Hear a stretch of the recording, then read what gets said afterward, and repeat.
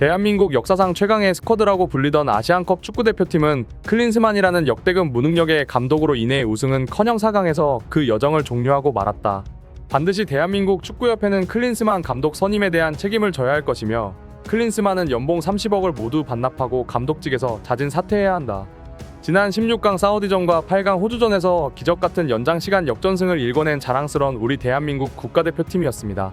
사우디전에서는 기적적인 연장시간 동점골에 이은 조현우의 신들린 승부차기 선방으로 승리했고, 호주전에서는 역시나 대한민국 대표팀의 주장 손흥민의 페널티킥 획득과 말도 안 되는 궤적의 프리킥으로 대한민국의 진땀승을 이끌어냈는데요. 오늘은 그 두 번의 기적에 이어 대망의 4강전이 요르단과 펼쳐졌습니다.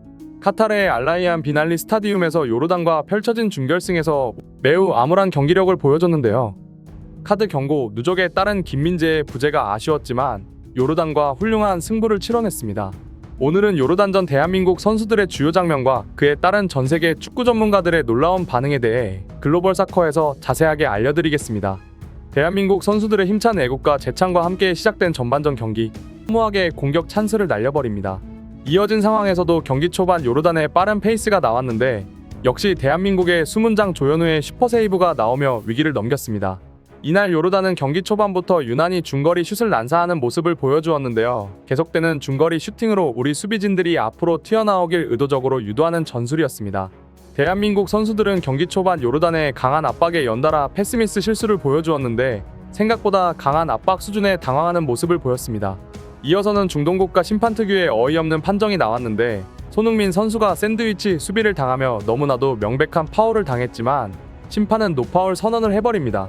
하지만 이어서 황인범의 태클에는 지체 없이 옐로우 카드를 꺼내는데요. 이번 경기 내내 대한민국은 심판의 편파 판정에 시달려야 했습니다. 계속되는 수비 장면에서 대한민국은 요르단에 결정적인 슈팅 찬스를 내어주는데 역시 대한민국의 수문장 조현우의 환상적인 슈퍼세이브가 나옵니다. 전반 18분 손흥민의 컨디션이 나쁘지 않은 장면이 나오는데요. 비록 오프사이드로 골이 취소되었지만 골키퍼 키를 넘기는 센스 있는 슈팅으로 좋은 모습을 보여줍니다.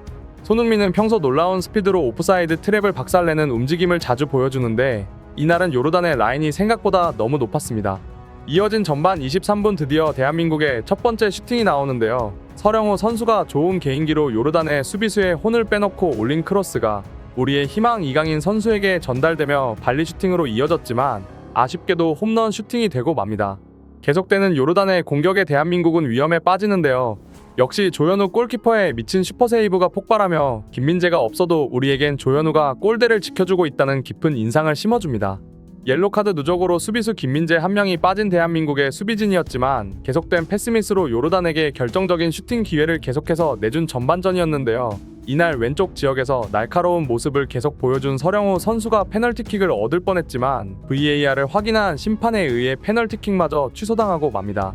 하지만 전반전 대한민국의 가장 결정적인 공격 찬스가 바로 이어지는데요. 손흥민의 환상적인 탈압박에 이어서 대한민국의 크로스가 나오는데 이재성의 헤딩이 매우 아쉽게도 골포스트를 맞고 나오며 선제골 득점에 실패합니다.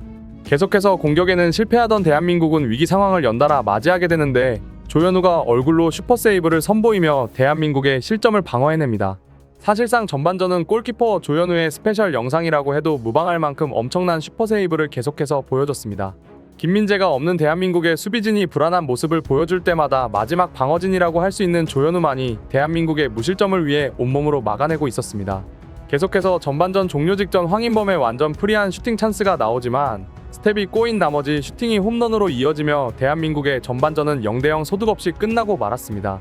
전반전 종료 후 충격적인 데이터가 나왔는데요. 전반전 대한민국의 슈팅은 총 3개를 기록하며 유효 슈팅 0개를 기록했지만 요르단은 총 슈팅 9개에 무려 유효 슈팅 숫자 5개를 기록하며 조현우의 슈퍼세이브가 계속해서 나오지 않았다면 유효 슈팅 5개 중에 한두 개를 실점할 수도 있었을 생각보다 약체로 분류되던 요르단에게 뒤흔들린 전반전에 충격적인 지표가 나왔습니다. 후반전 초반에도 대한민국은 계속해서 패스미스를 보여주는데요. 뭔가 제대로 된 전술과 선수들의 움직임이 필요해 보였습니다. 계속되는 패스미스에 결국 요르단에게 선제골을 헌납하고 마는데요. 대한민국의 수비 진영에서 볼을 돌리던 상황에서 박용우 선수가 또 다시 패스미스 실수를 범하고 이것을 역습으로 가져간 요르단에게 선제골을 허용합니다. 전반전부터 계속되는 패스미스가 결국 요르단에게까지 이어지며 실점하고 마는데요. 클린스만 감독은 생각보다 정확한 판단으로 실수를 저지른 박용우 선수를 바로 교체 아웃시키고 공격수인 조규성 선수를 투입하며 분위기 반전을 노립니다. 계속되는 코너킥에서 조규성 선수는 좋은 위치 선정으로 헤더 슈팅을 시도하는데요. 아쉽게도 골대를 그대로 넘어가며 동점골 사냥에 실패합니다.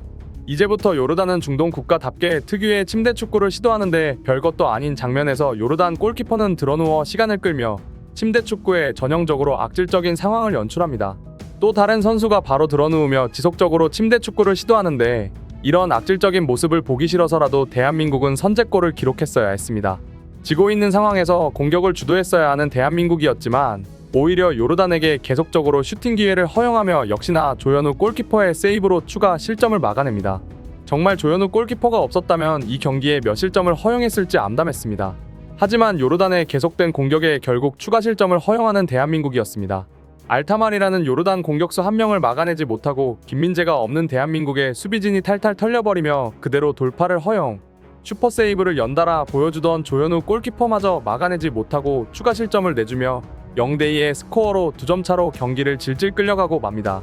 답답한 경기 흐름이 계속 이어지는데 이강인과 손흥민의 좋은 원투 패스가 나왔지만 요르단의 태클에 가로막히며 득점에 실패합니다. 2대0으로 지고 있는 상황에서 대한민국은 공격을 주도해 나갔어야 했지만 오히려 요르단에게 밀리는 모습을 보여주며 좀처럼 결정적인 기회를 맞이하지 못하는데 조현우 골키퍼까지 요르단의 거친 몸싸움 파울을 당하며 역으로 공격을 당하는 상황이 이어집니다. 조규성 선수는 경기 막판 어이없는 헐리우드 액션으로 오히려 심판에게 옐로카드를 받는 대굴욕을 보여주는데요. 정말 답답한 경기력을 계속해서 보여줍니다. 후반 연장 시간에 계속해서 요르단의 골문을 두드린 대한민국이지만 결국 득점을 뽑아내지 못하며 경기가 종료됩니다. 이렇게 대한민국 역사상 최강의 스쿼드라고 칭송받던 아시안컵 축구대표팀은 결승전에도 오르지 못하고 4강에서 탈락하고 말았습니다.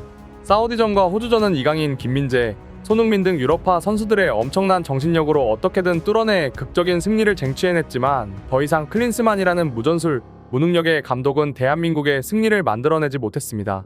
연봉 30억이라는 엄청난 금액을 받으면서도 대한민국에는 전혀 머무르지 않고 유럽과 미국을 오가며 휴가를 즐기다가 대회 시점에만 입국해 1~2주 정도 선수들을 관리하던 클린스만의 무능력한 모습은 역대 최강의 대한민국 대표팀을 아시안컵 우승은커녕 결승전에도 오르지 못하게 만들었습니다.